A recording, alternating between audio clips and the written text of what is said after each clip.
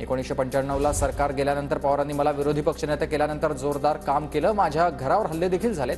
मग तेव्हा पक्ष का फुटला नाही? भुजबळांचा सवाल. उद्धव ठाकरेंना अनुभव नसताना मुख्यमंत्री केलं. मग 2004 मध्ये उमेदवार नव्हता की होते त्यांना मुख्यमंत्री करायचं नव्हतं? पवारांनी महाराष्ट्राला सांगावं. मिटकरींचा सवाल.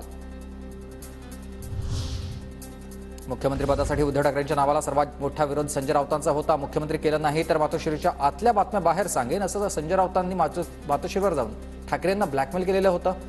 नितेश राणेंचा हा आरोप आहे. 2004 पासूनच प्रफुल्ल पटेल भाजपबरोबर जाण्यासाठी आग्रही. काँग्रेससोबत जाण्याला विरोध केल्यानंतर देखील पटेलांना यूपीए सरकारमध्ये नागरी हवाई उड्डाण खातं दिलं. पवारांचा खुलासा.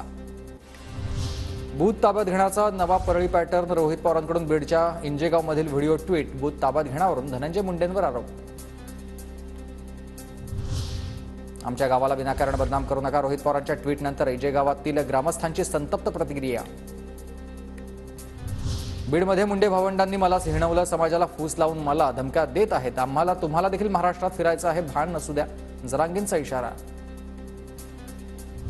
जरांगेंचा लोकसभेवर परिणाम नाही. त्यांनी निवडणुकीमध्ये कुणाला पाडा असं सांगितलं नव्हतं. रावसाहेब दानवेंचं वक्तव्य. तर आम्ही 45+ जागा जिंकणार असाही विश्वास व्यक्त.